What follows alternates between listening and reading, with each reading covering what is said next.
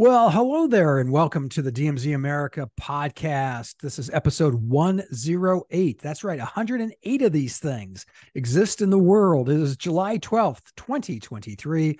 I'm Scott Stantis coming to you from the right. And I'm Ted Rall, and I'm just going to priggishly point out that 107 of them exist in the world as of this recording, but there will be 108 by the end of this recording. When they hear this, it will be 108, Ted. Well, we don't know that they'll ever hear it.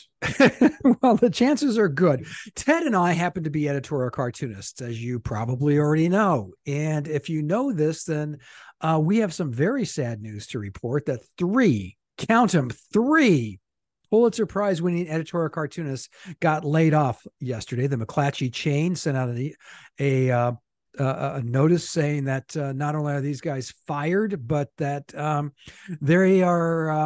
the newspapers are no longer going to carry editorial cartoons of any kind by anyone. Ever. Well, that's pretty much what they said. It is one of the dumbest fucking decisions in the history of decision making. Not unprecedented, of course. No, the newspaper business run by morons and science. But just ne'er-do-wells. How many wells do they do? Ne'er. No, seriously, the profession. What's amazing to me, Ted, is you look at the corporate head of these things, and every one of these chains and every one of the newspapers is run by the same people who ran the ship into the iceberg. It's unbelievable to me. So let's dive into the story. The three Pulitzer Prize-winning cartoonists are David Sayers of the Charlotte Observer, Pulitzer Prize winner, Jack Oman of the Sacramento Bee, Pulitzer Prize winner. By the way, Jack also happens to be at least he was as of yesterday, the deputy editorial page editor for the Sacramento Bee. So he edited columns. He edited letters. He's also the president of the Association of American Editorial Cartoonists. And our host for the upcoming convention, which I was told his newspaper was underwriting. I guess. Let's hope that's probably not true anymore.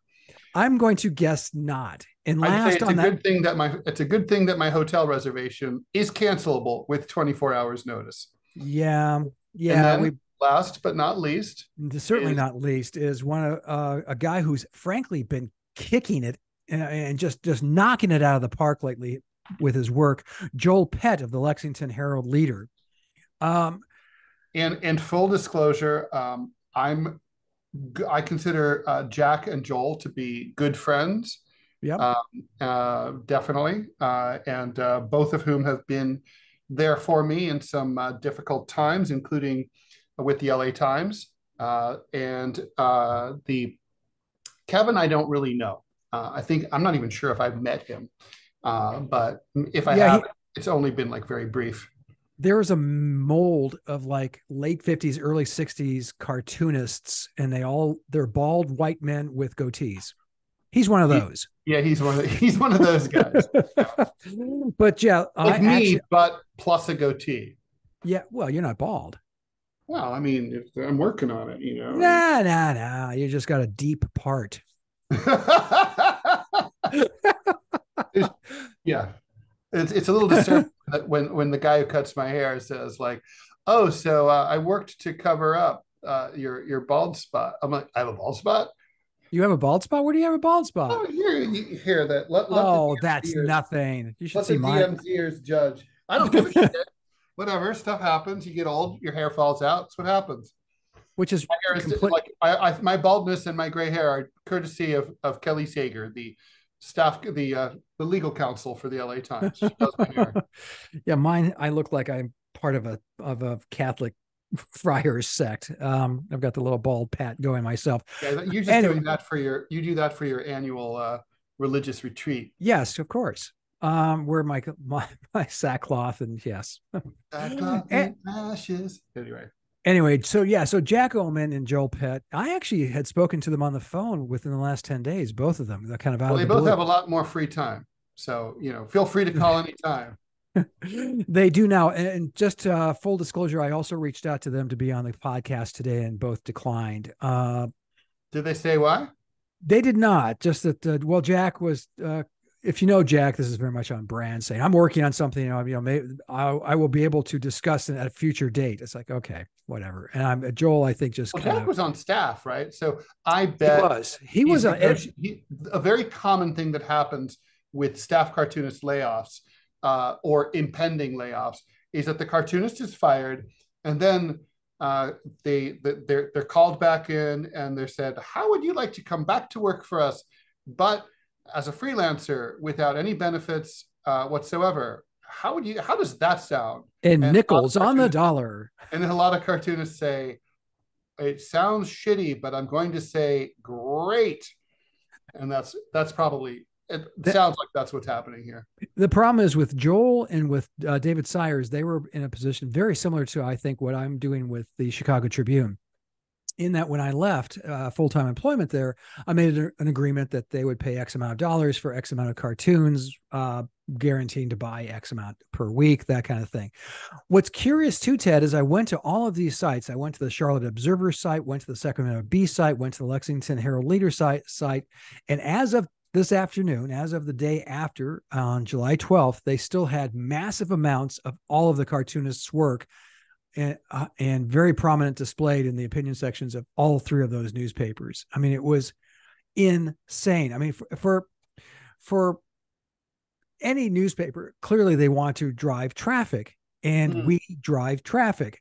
I can say that when he was working at USA Today, Mike Thompson, who has landed on his feet at the Minneapolis Star Tribune, but when he was at USA Today, was creating dozens of galleries, cartoon galleries, which were by far and away, Ted, the most read thing on their site by light years. I mean, it wasn't even close. And I believe that to be true. When I worked at United Media, we conducted a survey, a very comprehensive. We paid tens of thousands of dollars for it. I lobbied at the time for the AAC for United to share it, even secretly with the AAC, but my bosses refused to do that.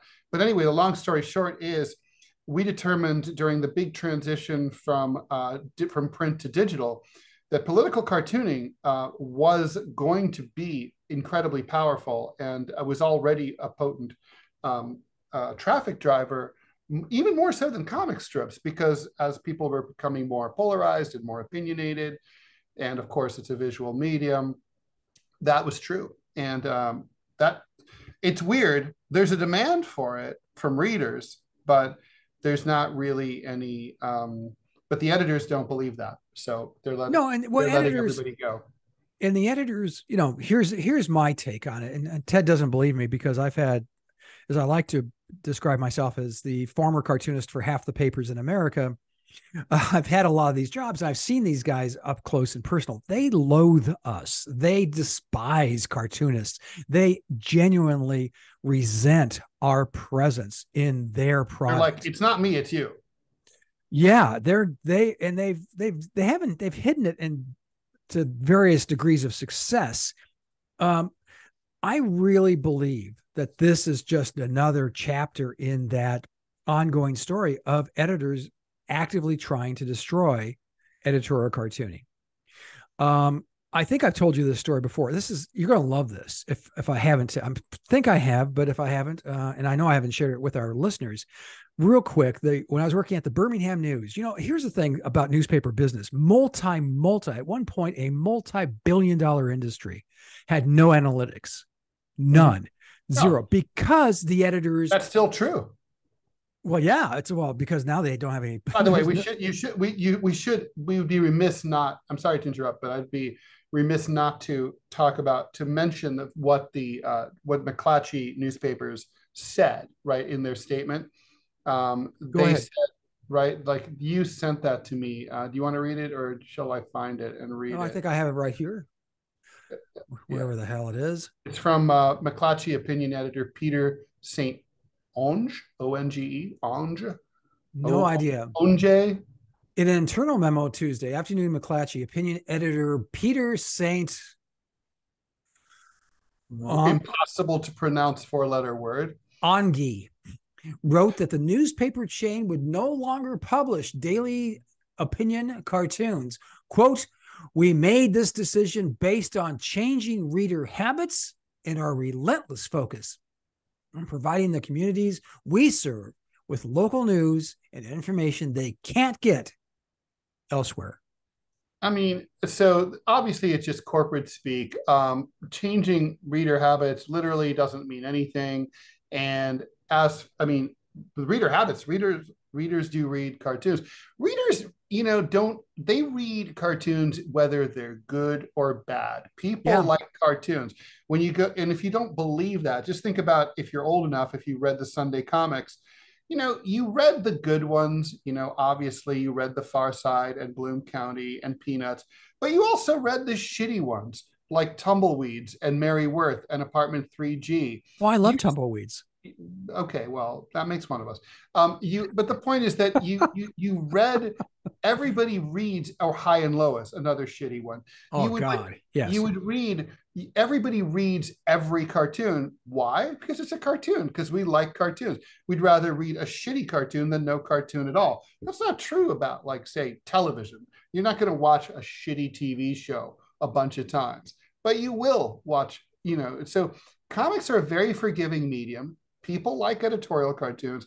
Even you can certainly, I mean, and I have argue that newspapers could publish better political cartoons. I've often complained, like, for example, I don't think I've ever run in the Washington Post, maybe once or twice. I've run in USA Today like once or twice in a 30-year career, and we have colleagues who really suck and who are in there all the time. Well, yeah. And so, I mean, who anyone, even if you hate me and you're listening to me right now, if I pointed you, you'd be like, yeah, they're even worse than you, Ted. So there's, I don't know. It's just like, I thought that was important to say, though, that what their statement, the other part of their statement, like the local news and information, I mean, all of these cartoonists, I'm assuming Sires included, but certainly Pet and Omen, Yeah. did local cartoons. Yeah. I'm sure Kevin did too. And I just don't follow his work regularly. But you have to do local cartoons when you're on staff at a paper, and it's fun. I mean, I've only gotten to do it for a fraction of the amount of time you've gotten to do it, Scott. I had a freelance gig in Asbury Park, Harrisburg Patriot News, Las Vegas Review Journal, and I really loved it. I loved doing those local cartoons because they get a lot of reaction. Yeah. Yeah. People care. So it's just bullshit why they're the excuses that are being given. Look, here's the truth. The truth is, and I do think it's important to be fair to McClatchy.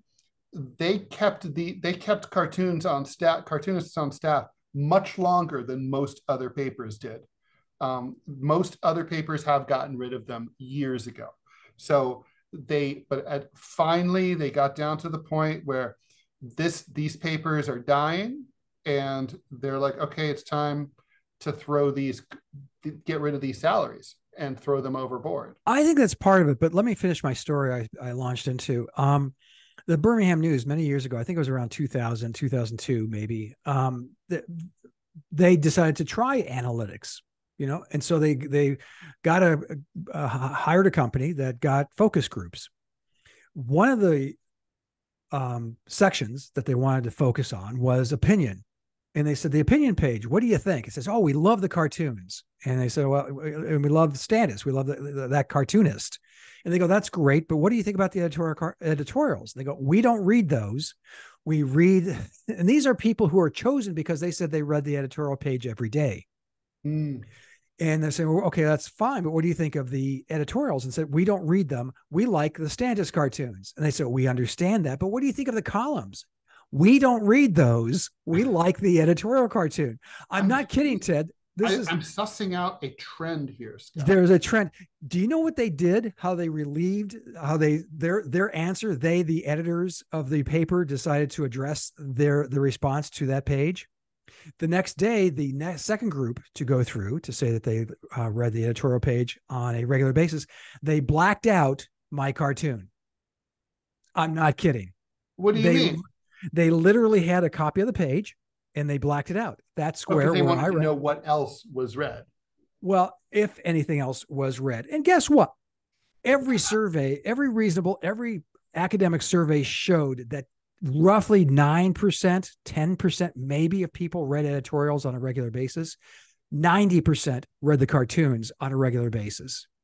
So I mean, it's the old, it's the old Yogi Berra. No one goes there anymore because it's too popular. Yeah, that place is too crowded. Nobody goes there anymore.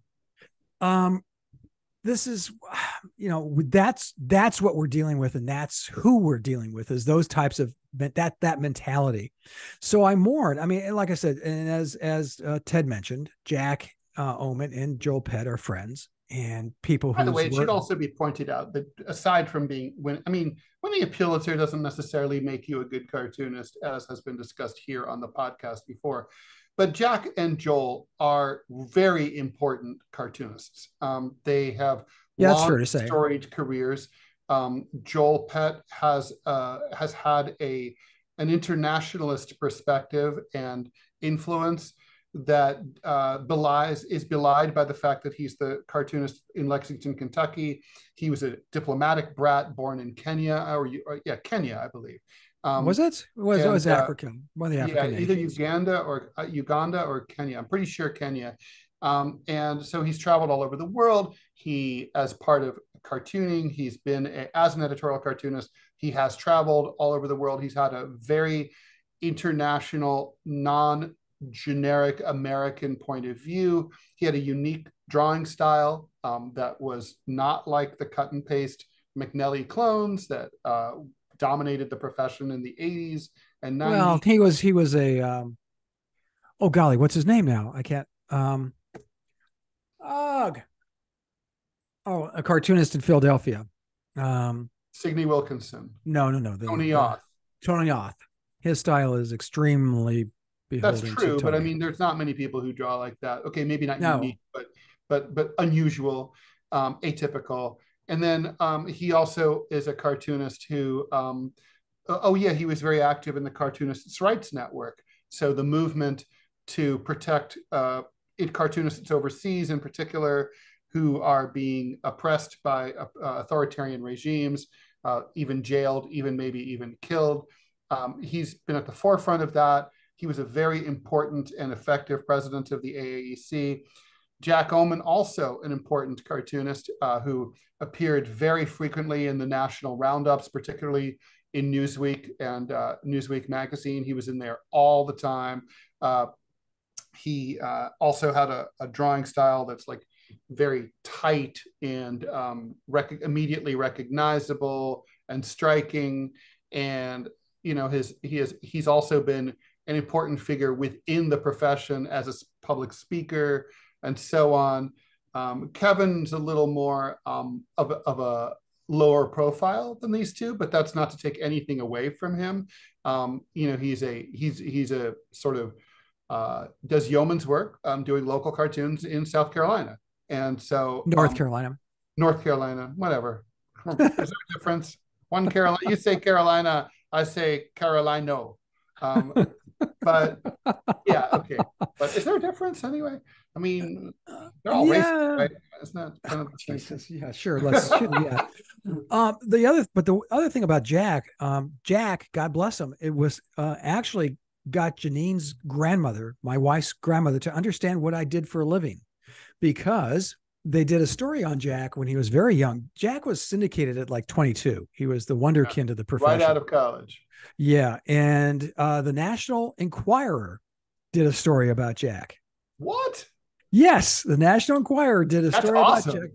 And my wife's grandmother read the National Enquirer with some regularity. As some of my neighbors in Ohio used to call it, I saw it in the paper, and that's what they meant. No.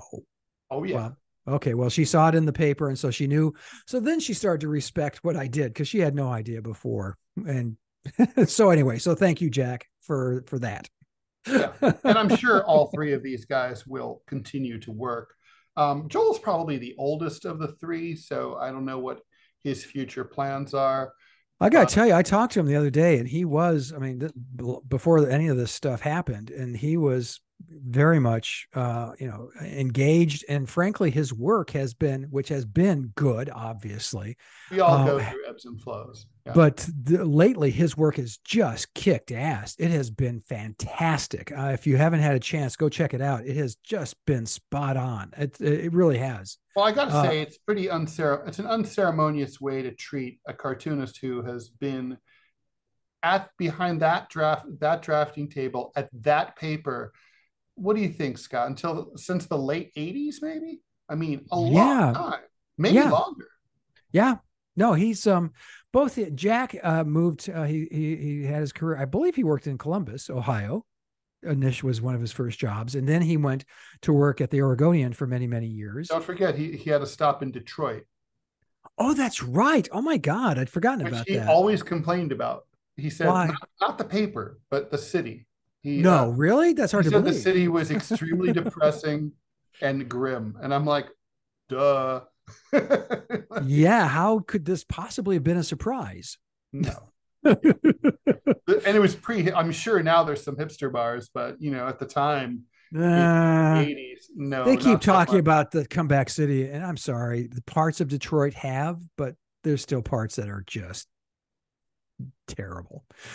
Anyway, but Jack eventually ended up at Sacramento Bee, where he took on many responsibilities. That's what I got. I mean, again, I'm flummoxed by this, Ted, because Mike Thompson let go by USA Today. I mean, when he was creating all these galleries, driving enormous amounts of traffic, and they didn't seem to give a crap. Jack Oman was the deputy editorial page editor of the Sacramento Bee. He was writing editorials. He was editing the page. That should have helped enormously. Yeah. Yeah. And no, some dipshit look cartoon bad. Look, Scott, words. I mean, this is not a harbinger of doom. This is not even the middle of doom. This is doom wrapping up its final victory lap. Doom has won. Editorial cartooning as we knew it is dead, and it's dead and gone. And now there's really hardly anyone left. And when you tell people, they're really shocked because they don't get it, because they think, well, but I like them. But it's the thing is, I used to always say, at my peak, I had 140 papers. And I used to always say, it doesn't matter if millions of Americans love me or hate me. I just need 140 men and women to like me.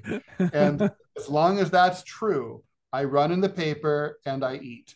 That is, unfortunately, there's no relationship between what newspapers run and what readers want to see. And that's part of the reason, certainly not the only reason, but it's a big part of the reason that newspapers are going under. Let me, I want to wrap things up. I did want to ask you this, because the last night I was really feeling very, very, and this morning, quite frankly, I got up very early, got up around 3:30. I couldn't sleep. Went for a walk with a friend of mine. We had arranged to go for a hike at 5 this morning, and still felt pretty shitty. And it comes down to, I have been plying this trade professionally since 1978. Mm-hmm. And I just feel, I'm looking back on this now, and is this self-pity or is this just being realistic? I feel like I wasted my time. I feel like no, I'm serious. I feel like I got into the profession when it was still very vibrant. There was still a lot of money. The newspapers had more cash than sense. But today I've mentioned this on this podcast, and I'm expecting my first grandson this fall. I mean, not personally. What? You're not personally expecting, because that's major news on the DMZ America podcast. That would be pregnant? I am not. My daughter-in-law, however, is, but okay. We're expecting my first grandson. Bummer. I was hoping for that exclusive. We were going to get our clicks up. He's not. He is, but he's not going to know what I did for a living. I mean, he's going to love me. I'm going to be an awesome grandfather, but he won't have any idea what I do or what I did for those 40 years. That's true. Well, he might know, but he'll never understand it. Well, in my hallway here in my house, I have Daumier prints, so maybe he'll make this the connection. My point is that, did I waste my life? Did I waste 40 years of my life dedicated to a profession that just now does not exist? Scott, what was the point of your? I mean, I don't even understand the question, because the implication seems to be that you were working to further, all those years you were working to further political cartooning as a profession. No, you weren't. None of us do it for that reason. Like, you were doing it to express yourself in a Yeah. medium that you liked, and Loved. possibly to Love. and possibly to change hearts and minds, and influence uh, current events and opinions.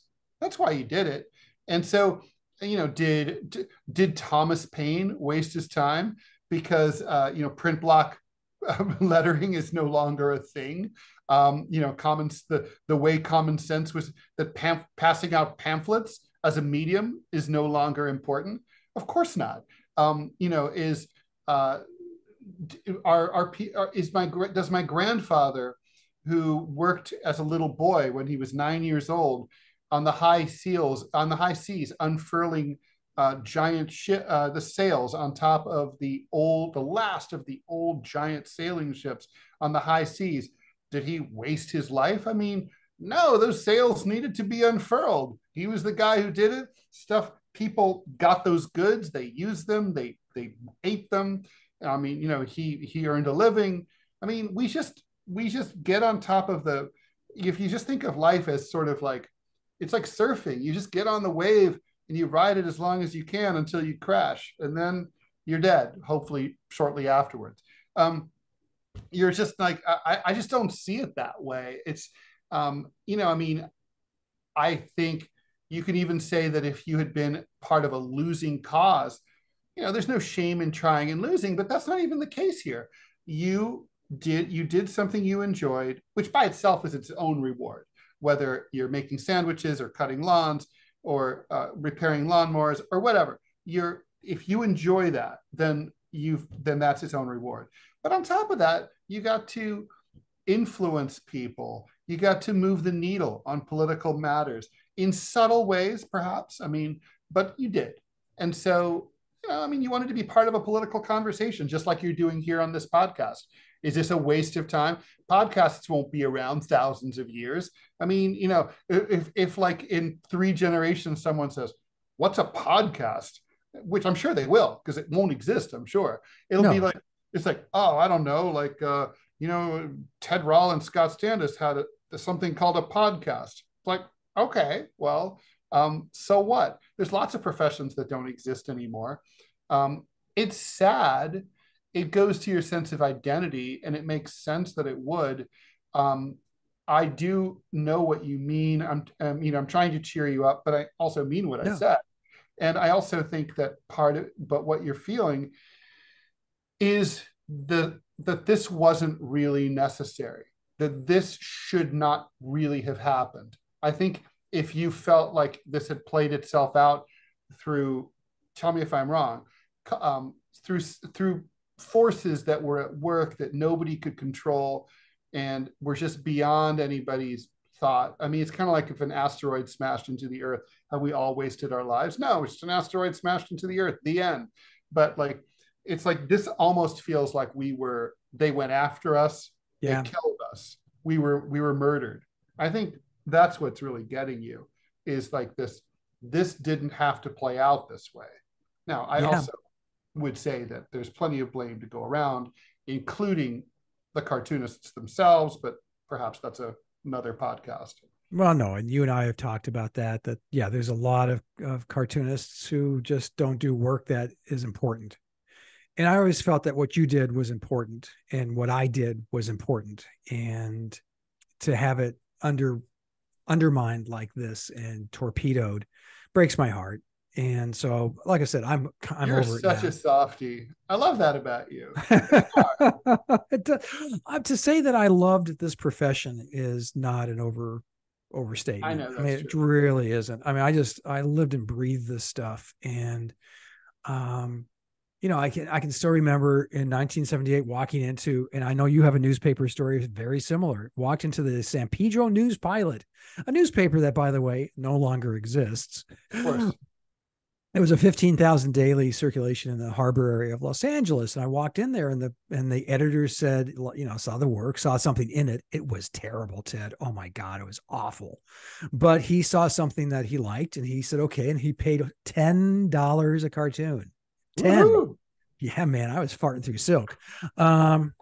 So, I remember, I can still remember, and I know we've talked about this, that you can remember to this day when you walked into a newspaper for the first time. Oh, vividly. What paper was it? You told me, and I'm sorry, I don't remember. It was also another newspaper that doesn't exist anymore, a smaller paper than the San Pedro paper. It was the Kettering Oakwood Times. I walked in to the offices. I asked to see the editor. I showed him my stuff. I was on the high school paper at the time. And my work was awful. And some people will say nothing's changed. And that's not true. I would not be among them. And then thank you, Scott. And he offered me $15 a week to be 15. Sorry, $15 a cartoon. It ran every Wednesday and every Saturday. It was a biweekly. And wow. I sort of self-syndicated. I was like, well, I wonder if I could sell the same cartoons to the Centerville Bellbrook Times and the Vandalia Chronicle and the Huber Heights Chronicle. And I did ultimately sell my same cartoon to 8 little local papers. And in short order, as a 16-year-old kid, I was making about $250 a week from cartooning. I had never heard this story about the rest of those newspapers. You were self-syndicated. Oh my God, $250 a week, and that was back in the 80s, late 70s. Late 70s, yeah, that was like a comparable to making $50,000 a week. Now it was not bad. No, I'm saying not really, but no, I'm kidding. You were 16 when this happened. Wow, that must have. Well, what year was that? Because mine was 78, so yours must have been what, 79, 80? Mine was 79. Yeah. Do you remember? I know this is going. And then I'll shut the hell up. But do you remember the first time you saw your cartoon professionally published? Oh yeah. Well, my mom was reading the paper in the backyard of my house, and she was like, had this, what the fuck? kind of She didn't know? Well, I didn't tell her because she was a unpredictable, high-strung French woman who used to hit me. So I thought it was like, I learned at an early age that information is best left unshared of all sorts. I'm a strong believer in the Miranda rights, anything you say can and will be used against you. So I was like, I kept trying to figure out the right way and the right time to say something, and I didn't. And so the clock ran out, the paper came out, and my mom was reading it. She's like, why didn't you tell me? I was like, oh. Which I still to this day don't really know. Well, you explained it. But I do remember it very, very well. What date? Do you remember? You got to remember the date. No? It was I think it's like June 27th, 1979. The Kettering Oakwood Times was also was notable because it launched the career of Irma Bombeck, if you remember her. Sure. She was the household comedian columnist kind of. Yeah. No, mine was May 28th, 1978. I'd actually gone out to lunch at the IHOP because I was in college. It's what I could afford. And with the editorial page editor for the college paper, I opened it up and there it was, man. And it was an epiphany. I was just like, okay, this is what, because I was a pre-law major. I was thinking of going, I was going to go into politics. Could you imagine me as a lawyer? I'd be coked out and on my 6th marriage by now. Seriously, it would have been a catastrophe. Anyway. So, okay, well, we will keep you guys posted as to what happens next if we hear what Jack or Joel or David are doing. Coming up next, Deutschland über alles. Ted Rall is proven right again. First time for everything. No, this is the thing I've been saying. I've known you for 20 years, and for 20 years I've been saying, yeah, you're right. You were right on this one. So stay tuned. We'll be back. You're listening to the DMZ America podcast for July 12th, 2023. I'm Scott Stantis, coming to you from the right. And I'm Ted Rall, coming to you from the left. We'll be back right in just a moment. Stick around. Don't go nowhere.